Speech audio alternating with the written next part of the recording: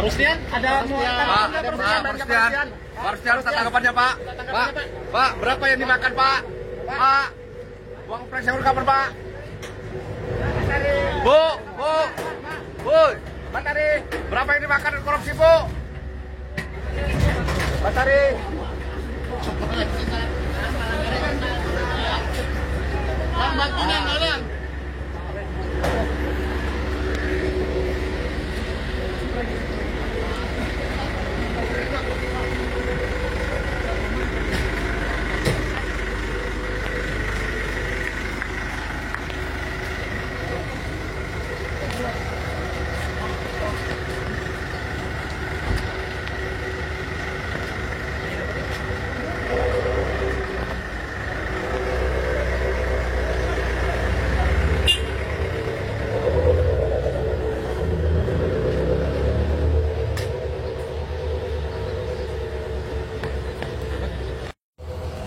Dua tersangka penetapan kasus LPTQ.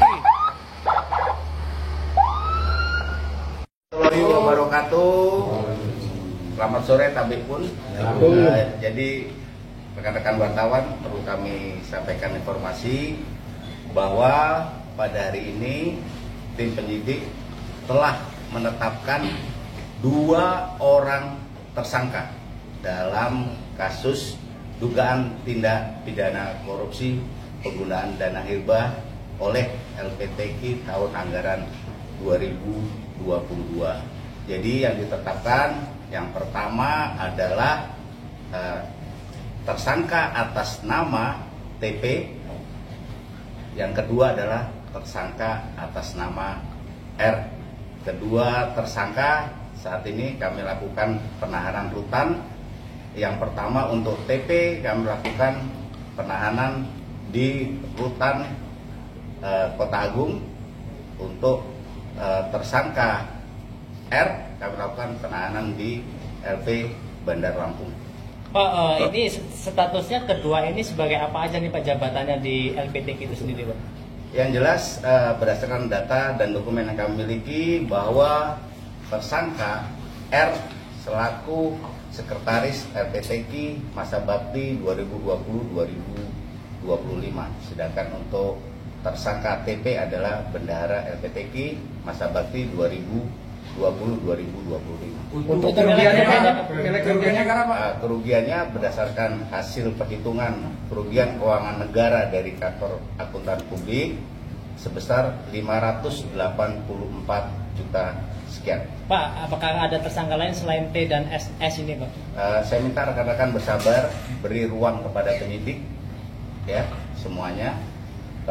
Minta untuk mencermati semua dinamika, semua perkembangan, semua fakta hukum dalam kasus tersebut. Terkait isu yang beredar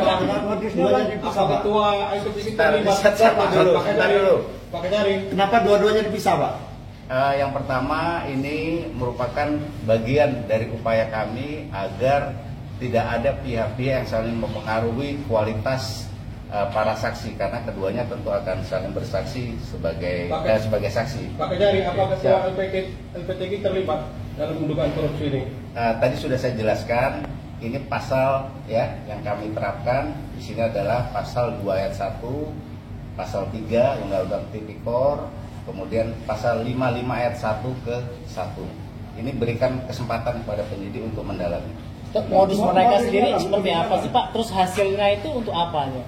Jadi perlu kami jelaskan berdasarkan hasil penyidikan yang dilakukan oleh rekan-rekan penyidik bahwa dalam pengelolaan dana hibah ditemukan ya satu indikasi markup terhadap harga, yang kedua adanya kegiatan fiktif seperti itu. Jadi sementara itu yang kami temukan. Saya minta rekan-rekan bersabar karena ini akan terus berkembang. Terus uangnya sendiri itu untuk apa, digunakan untuk apa oleh pelaku Pak? Sejauh ini itu digunakan untuk kepentingan pribadi. Total anggaran LPTQ berapa? 3.285 juta rupiah. Itu untuk ketuanya sendiri dalam waktu dekat atau seperti apa nih Pak? Apakah berkaitan dengan ulang tahun anti korupsi sedunia Pak? Yang jelas ini merupakan bentuk ya keseriusan kami dalam penuntasan perkara. Jadi setiap perkara harus ada ujungnya. Saya minta rekan-rekan bersabar dan mendukung kinerja kami. Berarti salah satu kado Pak ya? Salah satu kado hari anti korupsi sedunia Pak? Ya itu bisa Artikan. Pak, terkait isu yang beredar di luar bahwasanya kedua pelaku ini merupakan tumbal dari pelaku utama itu. Saya belum pernah dengar Mas. Saya belum pernah dengar. Ada aliran dana kemana-mana mungkin selama ini? Terkait cash flow nanti kita dalami lagi. Ini kan masih upaya paksa. Kami minta ini rekan-rekan penyidik ini bisa segera berakselerasi terhadap penyelesaian perkara tersebut. Keduanya hari ini diperiksa berapa jam?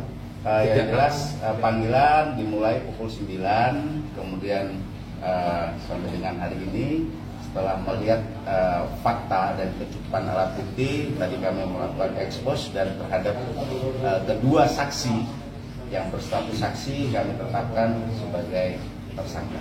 Terima kasih Pak.